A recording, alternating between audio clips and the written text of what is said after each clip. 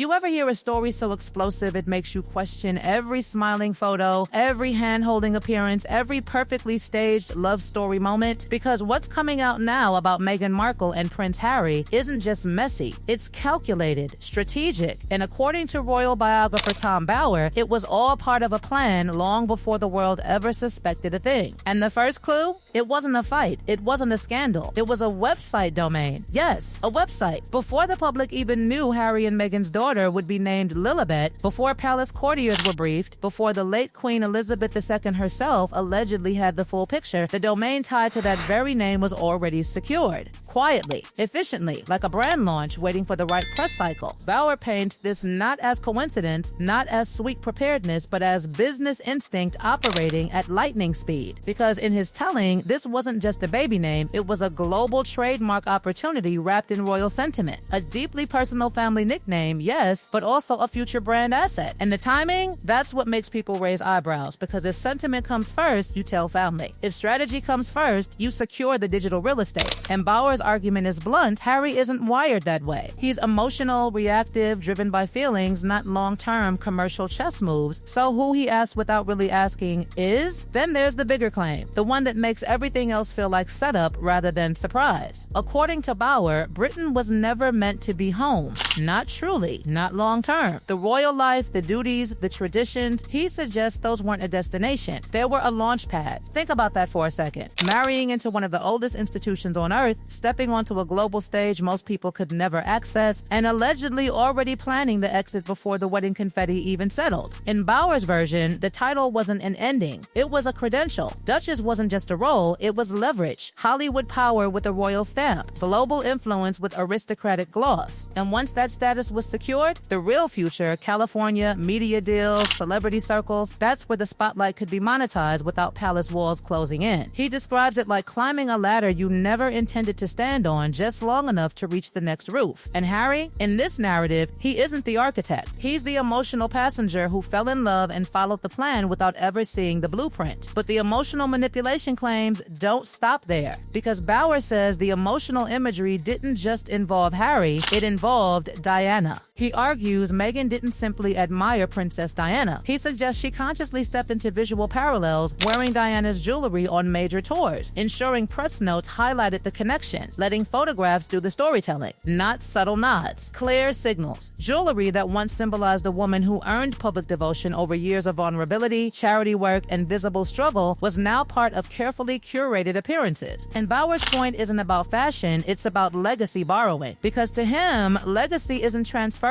through accessories. It's built slowly, painfully, publicly. And he says that's where the disconnect lives, in the belief that symbolism alone can shortcut history. Then comes the social shift, the quiet isolation story. A country weekend, old friends, longtime companions who knew Harry before royal pressure, before global scrutiny, before California. According to Bower, that weekend changed everything. Jokes were made. Meghan didn't laugh, she confronted. Tension filled the air, and suddenly Harry's inner circle began disappearing from his life like old photos removed from a frame. Friends weren't just drifted away from, they were cut off. Wedding invites shifted. Social foundations crumbled. The men who once formed Harry's support system allegedly became outsiders almost overnight. Bower frames it as control tightening, a reshaping of Harry's world where past connections threatened the new direction. And years later, he suggests the cost of that isolation is still echoing. Then comes the interview that shook the monarchy, the conversation with Oprah Winfrey. Bower went line by line, moment by moment, claim by claim, and he says he found 17 points that didn't hold up under scrutiny, not minor memory slips. Structural story pillars that, in his view, shifted timelines, altered context, or blended events in ways that reshaped the emotional impact. The secret wedding before the public ceremony at St. George's Chapel, the timing of certain family discussions, the framing of institutional decisions. Each moment landed with emotional weight, and Bower argues that weight relied on a version of events that doesn't match official clarifications. But his conclusion is harsh. He believes the interview wasn't just storytelling, it was narrative crafting designed to secure global sympathy and justify the couple's departure. And whether you agree or not, one thing is undeniable: that interview permanently changed how millions saw the royal family. And if even part of it is disputed, the ripple effects become even more dramatic. Then there's the media control battle. At British Vogue, when editor Edward Enninful already had a cover plan in place, Bauer claims Meghan tried to influence direction, first print, then digital.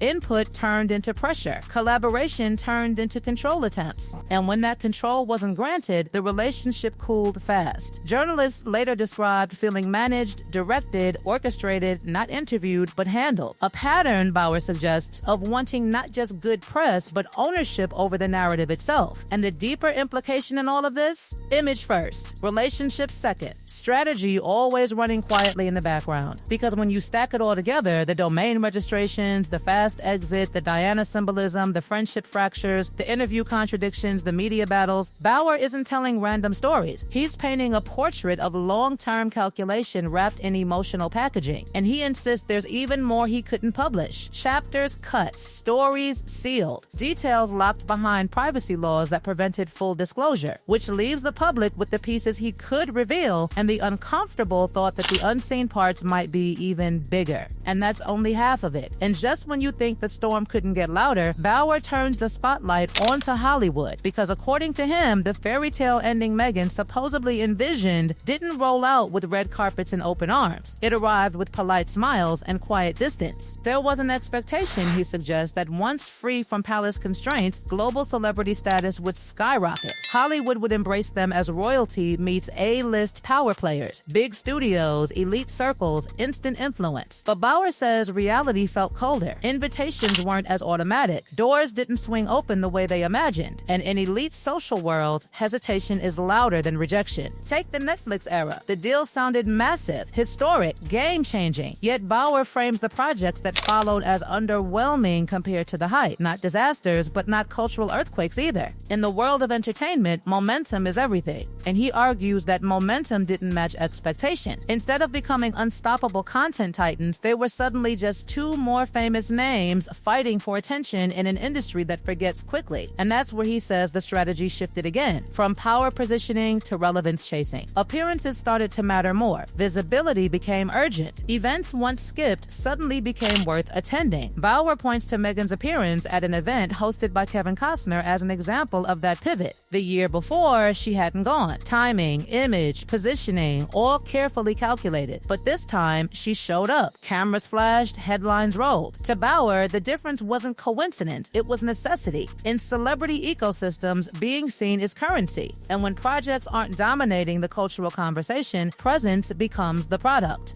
Then there's the quiet Hollywood freeze he claims is happening behind the scenes. According to Bauer, some major figures keep their distance not out of personal dislike, but diplomacy. Aligning too closely with Harry and Meghan could be seen as taking a side in a royal family fracture that still holds global political and cultural weight. For international power players, neutrality is safer than loyalty. So instead of being embraced as glamorous disruptors, they hover in a strange in-between space. Too royal for Hollywood's casual chaos, too Hollywood for royal tradition. And then Bauer circles back to Harry, not the prince, not the brand, but the son. He criticizes Harry's planned documentary about his mother, arguing it's built on emotional memory rather than factual foundation. Harry's lifelong belief that paparazzi alone caused Diana's death shaped his grief, his anger, his worldview. But official investigations pointed to multiple factors, including reckless driving and lack of seatbelts. Bauer's concern isn't just historical accuracy, it's emotional exploitation. He sees a son still processing trauma, turning that pain into commercial storytelling without fully confronting the complexity of what happened. To Bauer, it's tragic on two levels: a misunderstood loss and a narrative built on that misunderstanding. And through all of this, one theme keeps pulsing under the surface: control. Control over image, control over narrative, control over relationships, control over timing. From media interviews to magazine collaborations, from friendship circles to family disclosures, Bauer's portrayal is of someone who doesn't just participate in events, she manages them, shapes them, steers outcomes with precision. Admirers call it intelligence and survival instinct. Critics call it manipulation. But either way, it's intentional. He even questions long-told personal stories, like the famous childhood anecdote about writing to Procter & Gamble over a sexist soap commercial. It's been part of Meghan's public identity for years, proof of early activism, early voice, early impact. Bauer challenges the details, suggesting the version shared publicly may be polished beyond reality. And to him, that's the pattern again, a life story edited like a press release. The uncomfortable part? None of these claims exist in isolation. Alone, each one might be dismissed as interpretation. Together, Bauer argues they form a consistent behavioral map: strategic entry, rapid repositioning, narrative control, emotional leverage, brand protection at all costs. And hovering over everything is the mystery chapter, the material he says he couldn't publish, the stories locked away by privacy law, the context he claims would make the existing revelations look like surface scratches. That dangling unknown is part of what fuels the fascination, because the public only sees fragments, while Bauer insists the full picture is sharper, harsher, and far less romantic than the love against the world storyline many believed. Yet here's the twist no one can ignore. Despite all the criticism, the controversy, the raised eyebrows, and clashing narratives, Harry and Meghan are still standing, still together, still building projects, still commanding headlines with a single appearance. That resilience either proves their strength or their skill at surviving storms they helped create. Maybe both. Because in the end, this isn't just a royal saga anymore. It's a Martin Power story about fame, identity, media, and control in the most visible family drama on the planet. And Bauer's version strips away fairy dust and replaces it with contracts, strategy, and ambition sharpened to a blade. Whether he's exposing truth or telling his own dramatic interpretation depends on who you ask. But one thing is certain, after hearing his claims, it's impossible to look at the Sussex story as a simple love tale gone wrong. In his telling, it was never simple. It was never accidental. And it was never just about romance. It was about positioning on the biggest stage in the world and what happens when the script doesn't unfold exactly as planned. Exactly as planned. Exactly as planned. Exactly.